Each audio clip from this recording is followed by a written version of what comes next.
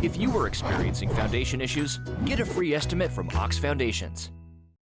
Hello, everybody. I'm Tom Roberts from the Greater Coosa Valley Chamber of Commerce. Starting to dry off a little bit. Just took a shower early this morning and then another one on the way to the car. But that's the way life goes. It's going to be a beautiful day before the day is done. A slow week this week. A couple of big events on tomorrow. The Sylacauga's Promise is going to be having their Thanksgiving dinner for the whole community, about 3,000 of your closest friends. They'll be doing that out of First Presbyterian Church. Could always use some volunteers. And over in Childersburg, Grace Baptist Church is doing the same. Both of those are essentially from 11 until 1. Over the weekend, things get back into gear. We've got a ribbon cutting for an event center, a new event center in downtown Childersburg, 906 in Park Place. It's at 906 First Street Southwest. That's right there next to the post office parking lot, and it's a big event center. They'll be having their grand opening celebration from 2 until 4 p.m. with a ribbon cutting at 2:15, and then in the afternoon from 3:30 all the way until 7:30 in Sylacauga at the municipal complex on the grounds. There'll be the Christmas tree lighting at 7:15. A lot of family fun activities for the holidays before that from 3:30 on. And then Monday night, we've got the Tree of Love at Coosa Valley Medical Center will have its unveiling and turning its lights on and celebrating. And also the Christmas tree lighting ceremony at Oak Grove at 6 p.m. So it gets busy again from there. But one of the things I'm excited about starts next Saturday. We're all getting excited about the Iron Bowl week, and football season is upon us. College about to wear itself down, but we're looking forward to another new season. Welcome, Coach Roderick McKenzie of the Alabama Rams. Thank you. Where y'all play ball? We play out at John Cox Stadium out in Childersburg. We've been out there for about a week, 2 weeks, 2 games coming up. We're excited. Now, you've got another game coming up a week from this Saturday. You're going to be playing the 49ers out of where? They're out of Mobile, West Mobile 49ers. They're a pretty talented team. Now, let's talk about this league you got going on here. It's the IAFL. What do those letters stand for? It is for the Interactive Football League. It's Commissioner Tracy is a great guy. It covers about 7 states, has about 43 teams in it right now. Wow. So y'all are one of about 5 or 6 teams in Alabama. You play some in Tennessee, you play some in Georgia, but it goes all the way up the East Coast and down into Florida. Yeah, it's pretty expansive, and it's a good opportunity for guys to get out who enjoy the game to continue playing. Okay, we'll talk about the last game, an exhibition game, and another one coming up in a week, but let's first look at the regular season. Y'all kick off that last weekend in February. Have I got that right? Kickoff Classic? Kickoff Classic is February 22nd right here at John Cox Stadium. The commissioner and all his staff will be down to check us out. It'll be live streamed on Facebook. They'll have instant replay, sideline interviews. It'll be a pretty big event. We're going to have a big crowd on hand. We're going to have to because this is doing a little showing out, and it's Childersburg's very own. We're happy to be hosting your team over there at John Cox Stadium. Now, one of the things that impressed me with this the first ball game, I took it with a little grain of salt that we were going to be having a team. I went out and I was thoroughly impressed with the way the defense played. I know you got more going on than that, but this is a good offensive team. This is basically the all-star team from the league last year. It was, but our defense is always locked down. Our guys are very excited, and they're trying to make a statement. You come to Childersburg, our hometown now, you won't leave with a win. Because you guys are going to just shut them down. And reminded me of some games I used to watch when I was a kid on Thursday nights here in Sylacauga, the old East Island Indians. Now we got to get the offense geared up, but y'all are working on that. You're working. That's why you have the preseason. That's why you work on things. But that defense seems to be the real deal. You got some monsters up front. We do. Our D-line, our rotation there is very impressive. We just picked up another D-lineman from West Alabama. His get-off is amazing. But our offense will be fine. Our starting quarterback had a groin injury, so he didn't play in our first game, so our rhythm was a little off.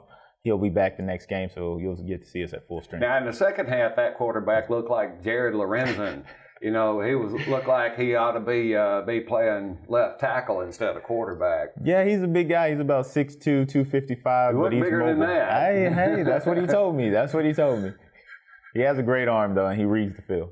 There you go. But y'all played well, especially when the game was on the line and you had to. That one drive, you just pushed it on down the field, a big play down the left sidelines, took it in stride and punched it on into the end zone. But what's going to be the strength of this football team? The strength of our team on offense is definitely going to be a run game. Our defense is going to be our front seven. Offensively, our run game is very impressive. We have 3 backs back there right now that could probably still go play college ball. We have one who's about to graduate from Jacksonville State in December. We're very proud of him. But the other 2, straight monsters too. Now, on defense, I couldn't help but notice a guy that wasn't getting a lot of playing time, but he was out there on occasion. Even saw him running up to the press box during the game, if you can imagine that. But you got him out there. He reminded me a lot of this Tennessee volunteer, a guy by the name of Eric Berry, a free safety who was liable to show up anywhere and everywhere on the field, making plays all over the place. Who is that guy? Yeah, number 0, man. Every now and then he either running concession stands, doing ticket sales, or he's out there making sacks and tackles. That's what happens when you're in charge, right, Coach? I carry a lot of titles. I have to do whatever the team needs. You are the owner, you are the coach, you are a player on occasion, and leading by example. And I think that's just grand. Because this is something that's important to this area. Football is, it's not quite a religion, but it's pretty doggone close around these parts. And another team that we can call our own and set a high standard. Now, where do you get these players? We have players from as far north as Florence, from Clay County, Gadsden, from all around. Basically, I did a lot of recruiting over Facebook in the offseason, let them know what our mission statement was. And you'll always find kids who are fresh out of high school or fresh out of college who want to just continue in the game. And this keeps their hands busy, because I learned that when you play football, there's a structure to your life, and it makes everything go smoother. Well, that's something that keeps you out of trouble, and this is something that's big to both of us. My background as an alternative school teacher of those pass-risk kids, and this is exactly the kind of thing that they needed. They needed to be on the lookout for positive things in their life, some structure, and they had a passion for it, but couldn't manage to stay out of trouble, and that's one of the things that this is about, is keep them occupied. And I'm sure you got some family men along the way too. Yes. We have quite a few who have kids that come out and support us. They hear them yelling for daddy on the field when he's out there. It's impressive. One of our actual offensive tackles, his son just won a state championship in, I think, Pee Wee League football. So they love showing their kids that they still got it. And this is a good chance for them. Absolutely. Now, some of these kids have gone to college. They've played. Who are some of those guys? You just mentioned one of them, the new recruit on the defensive line, a defensive end, if I'm not mistaken. Yeah. His name slips my mind right now. He's only been with us for a couple of weeks, but I'm horrible with names too, Coach. You'll definitely notice him next Saturday. All right. Now, you've got players from all over the place, and if someone is interested, what's the process? Well, you can go to our website, which is alabamarams.com, and shoot us your information, and we'll reach out to you. You can also find us on facebook.com/AlabamaRams. All our news events are there. We also have season tickets that are on sale on our website, merchandise. We're really easy to find. Alabama Rams. You're not hiding from anybody. No, sir. Okay, now let's go back to how you got involved and how you managed to let the desire to keep playing a little bit of football after college take over your life and lead you to running the operation for the Alabama Rams. Well, I had been away from football for a while. I had a knee surgery, and I moved back to Alabama because I had my kids, to give them some land to grow up on. Well, one of my cousins reached out to me. He was like, "Roderick, would you like to come out and join my football team?" I was like, "I'm too old for this." And he was like, "You still got it." So I came out, enjoyed it, ended up being at the wrong practice. But I stuck with it, and the team had some issues in the following months, and I figured I would step up so these guys could continue in the season that they began. Now, your origins, you played football. You were a fighting tiger? Yes, sir. I'm from Talladega County Central High School, valedictorian of 2004. Played football there, loved it. It really changed my life. It gave me something to grip onto. It motivated me to go to college. Now, besides this, what do you do in the real world? I am currently a product engineer for a car manufacturing company. Before that, I was a propulsion test engineer for a space exploration company.